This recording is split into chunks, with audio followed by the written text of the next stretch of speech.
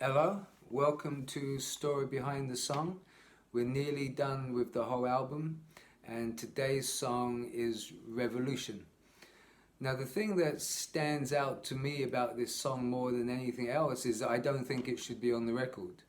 When we had originally recorded all the songs, I thought it was okay, um, but there was a song called Monkey which I thought was much better. Our first release was an EP called the Skin Up EP, and it had three songs. It had Look But Don't Touch, Shine Your Light, which I'll talk about tomorrow, and Monkey. The record company wanted the EP to have a song on it that wasn't on the album to make it stand out, and they chose Monkey. And as a result of it, Revolution found its way onto the album. To me, it's the weakest song, and in the 25 years plus that the album has been out, I don't think I've ever had anyone come up to me and say I love Revolution. I may be completely wrong, but it's never been a song that has jumped out, and I don't even think we played it live, but I may be wrong.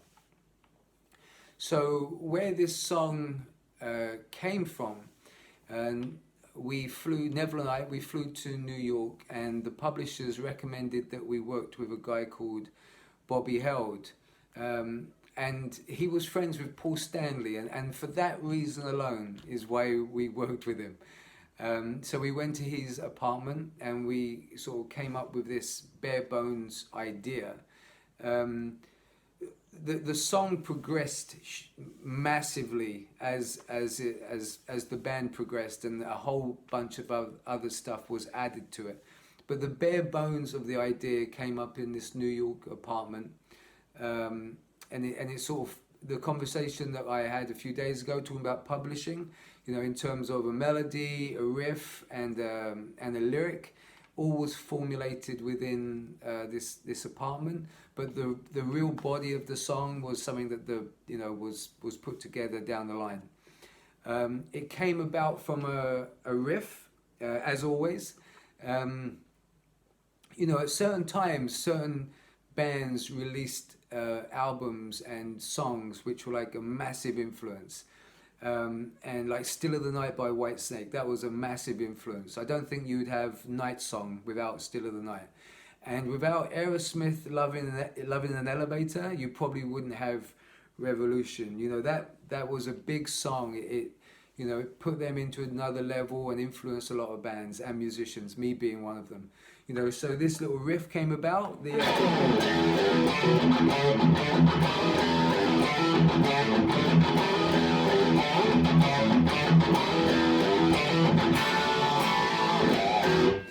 So there's that whole, that Lenny Kravitz, Guns N' Roses, Aerosmith vibe. So Revolution was very much our attempt to try and come up with that kind of song. Lyrically, I grew up in a very tough council estate as a kid, single parent. Violence was an everyday thing. You had junkies strung out in the porch of the building, and you never knew if you were going to get mugged and stuff like that. So, I came from a tough childhood, and so that kind of injustice or thinking that the world isn't fair is something that has been with me my whole life. I would say that the anger that lives in me constantly is very much created by those childhood experiences. And so while anger can be a very negative force, it can also be, if it's used properly, something that is highly motivating. And my anger of the situation that I was in was very much the catalyst for me to get out. And once music came into my life, I channeled all of my energy into music, knowing that this was the only way that was going to get me out of this kind of hellhole. That theme is something that I've written about a lot over the years, and that energy, anger, or whatever you want to call it, that was the catalyst to me getting up at 7 o'clock in the morning and practicing all my scales, and then going to school, and then running back and doing guitar practice again.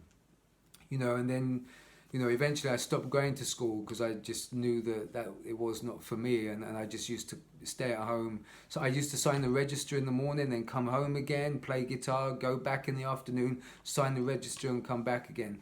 Because all I did was channel all of that energy into writing these songs, and wanting to be a musician, knowing that music was the thing that was going to get me out. So that's that energy, that anger is very much the catalyst behind the lyrics of the song. So that's the story of the song. Not a particularly big one, but it does give you an insight into the reason songs get written. But if I can sort of add something on about music, in terms of, if you're going to survive within this industry, you're going to have a work ethic that is relentless.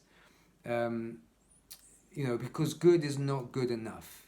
I was very lucky to work with Bruce Dickinson for a period of time, and watching, even though I was a very relentless musician, I hadn't worked with many that were like-minded.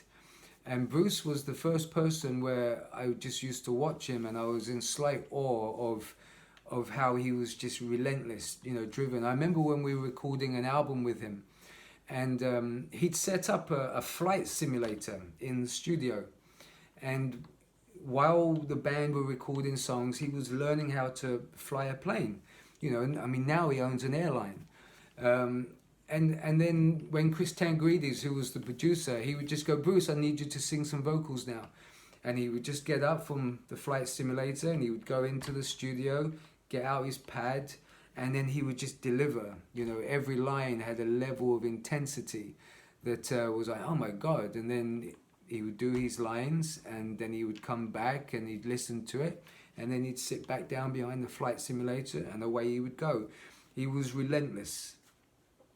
And it dawned on me, it's like, I've got to have a band full of these people if we're going to have any chance of succeeding. And I was very lucky with Skin. Maybe not lucky, but every single member of the band had the same level of intensity. When we went into the studio, we were focused. When we went on tour, we were focused. Before we went on stage, and for those years that we worked together, we very much worked as one. Yes, I was the driving force behind it. Yes, I was the one who wrote all the songs. But I have no doubt all four members were as focused as each other, and I truly believe that is the reason we had any level of success. And now as I work with people, it's like if you ever want to see my blood boil at a very quick rate, use the words, "But I'm doing all of this extra work." If you're ever working with anyone who utters those lines, "I'm doing all of this extra work," get rid of them as quickly as possible. Or because this mindset is not going to get you anywhere. You have to work harder than anyone else. The idea that there's going to be any kind of free ride within this industry, only the ones who work the hardest have got a chance of making it. Yes, you have to be talented. Yes, you have to have luck as well.